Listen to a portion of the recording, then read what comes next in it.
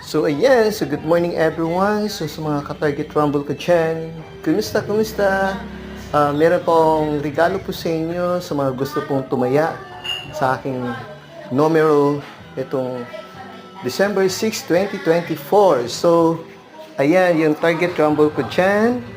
Mamili na po kayo dyan kung anong gusto po yung tayaan. So congrats everyone, advance congrats everyone. So bahala na po kayo sa numero ko. Ito 2 p.m. Please maintain 2 days po yan ha. 2 days maintain. Okay? So 199-552-685 and 514. So pili na po kayo mga madam and sir sa aking please like and share lang po ito ang aking